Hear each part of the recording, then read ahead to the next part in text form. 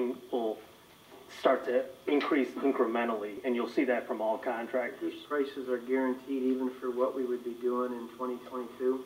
That's correct. Pricing stays firm? The contract is through to 2022, so it's a 2-year project. Yeah. Gas prices go up, things change, it doesn't matter. It's locked in. This price. And the bids are good because if you look at each bid, they're within the same range. There's no big outlier. So every contractor kind of knows what each contractor is bidding on and what their prices are. So across the board, we're getting great prices on asphalt right now. Yep. Mr. Chairman, if I may, hang on, Alan, don't go nowhere. So one thing I just want to throw out, kind of going back to your earlier question and to your comments, Councilman Becerra, another strategy could be that if you guys want to discuss it, that we could include projects like Beach Daily. Since money's cheap, we have additional money, roll it into the bond and pay for that over the same time frame, 10 or 15 years. I would say just keep it in the same time frame. But if there are particular projects that we want to take advantage of, aggressive pricing, low interest rates, and trying to knock out additional projects, we could borrow more money and do more projects and just, captivate them or amortize them over the 15-year period. Going back out to bid for a different project. Yes. So if that's something that this body wants to consider, what we would need to do is likely change, no, we already have the bond amount approved for the 24 million. So we could rebid out like Beach Daily, the remaining balance of it, and bring back to you an approval for that, that project, if that's something that this body wants to consider. Is it possible to throw a number out of what you think it would take to complete Beach Daily? I'll put Alan back under fire. It's difficult, yeah. Don't say 24 million. From Wick, it'd be from Wick to Van Born Road. How many miles is that? 2. 2 miles? 2 lane, well, it's 2 mostly and 3, and I guess it does get to, well, does it go to 4 at Wick Road? Is Beach Daily 2 lanes each way? Or is it 1 in a center lane? It's got turn lanes on Beach Daily at E-Course, I think on both sides. Right at the railroad track, it kind lanes, of goes so up, right. Most of it's 2 lanes, Yeah. Alan, part of it, there's Except for at E-Course, turn lane. and then Van Born, I think, has 5. If my notes are correct, the bidding that we're talking about was 5.75 miles, I believe, that we were going to get for 15 or 16 million. 6.25 actually, because we went to Beverly. Oh, okay. Yeah. So let's just take So straight miles. a third of that, Yeah, basically, but it should be less. but less because of the lanes. Because of the yeah. lanes, yeah. So let's see. I Let me just do don't- some math here. That's okay. You're kind of pointing me in the right direction. I don't want to put you on the spot. Well, you did already. I mean, I'm curious too. We could bid it out and bring it back to this body for consideration if you guys have an appetite for that. Well, I would definitely like to see Beach Daily get, but I don't want to put us in more debt, but you sent us a report that has some of the. Yeah.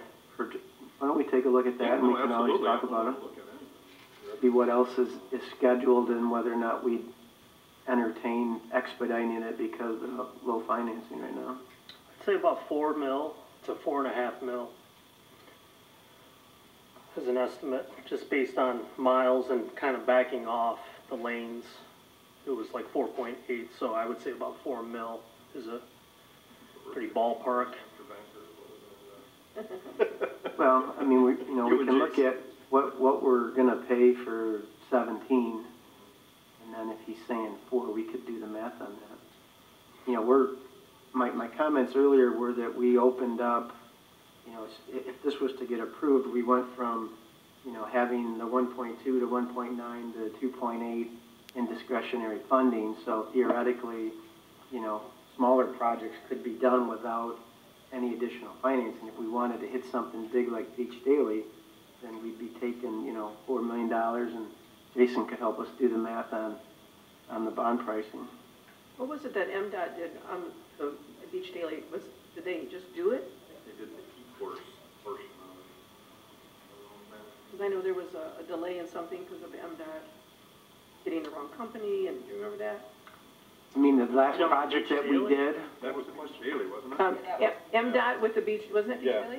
Yeah, there was drains that weren't included or something, so it had to go. that work is done. That was- Yeah, that worked out. That work is done, but. I know it They get is, the but I'm link. saying, I'm thinking MDOT for that section, we wouldn't need them for down the other direction, right, unless there was a problem. There was shoulder work that wasn't in the original bid that caused it to basically escalate too high, so it had to be rebid out. And then if you remember, we started that project and then we got the early snow and we had to put a temporary cap on it to get us through winter. So there were a couple of anomalies that came up in that project that we could avoid in future But I mean, how projects. was MDOT included in all that? They required the, project. Okay, but they wouldn't be included in what you're talking about now on the other part of Beach Daily? Well, it depends. Oh, okay. If it goes forward as an FAC project, they absolutely would be. If we want to approach it differently, now, so what does that mean to us? That doesn't mean we necessarily lose the opportunity. We would shift that funding potentially to another FAC project.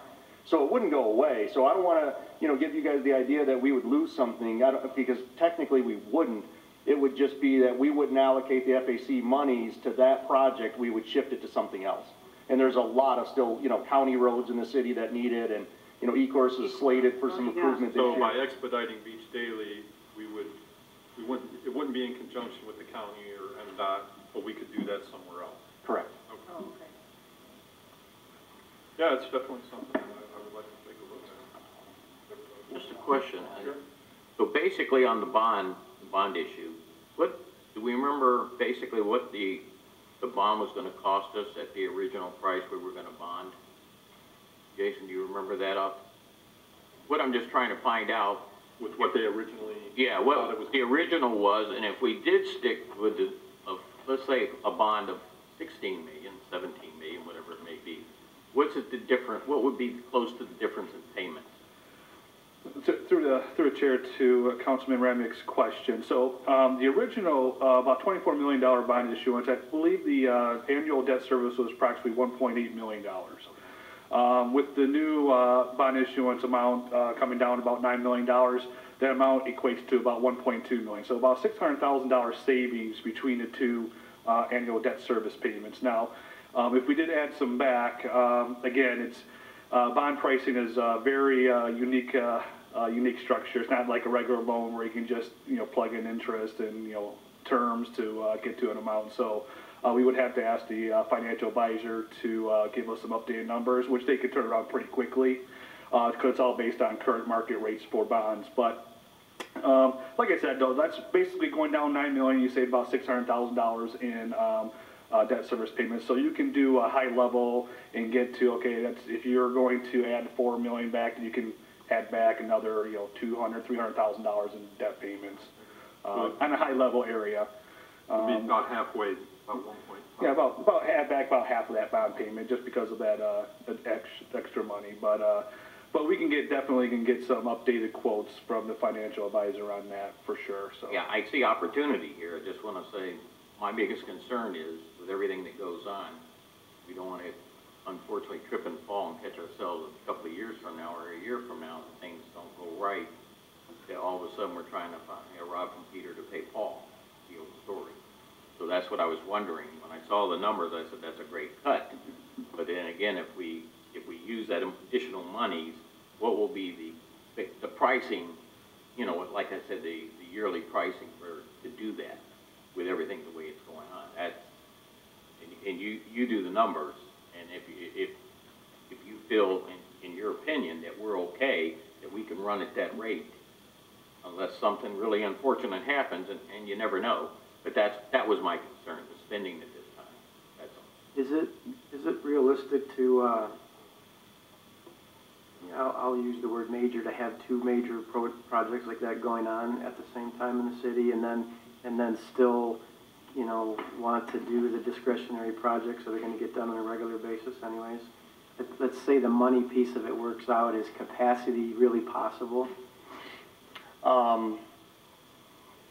Yeah, Mr. Chairman, I think that it is. I think the struggle that we would have, like every construction project, is developing a phasing plan so that every time a resident turns a corner, they're not, going into another, the head of construction somewhere. So, Because in addition to all of this, the county has some projects teed up for this year. And then we're also currently working with MDOT on a big interchange project that's coming in the near future that is funded by a completely different funding source, but it could potentially be a, you know, slower, painful project that is very, very much needed though. So, you know, the biggest issue would be just timing it and phasing it and planning. Residents getting around the city, public safety, Yeah. navigating the city, so I mean, think, you know, if we went from like, if we were doing Pardee and headed north, and we did Van Born heading, south, it might, because Pardee and Beach Daily are gonna, you know, Pardee, you can't use Pardee, you're probably gonna use Beach Daily. Correct. You know, so we would definitely have to stagger those.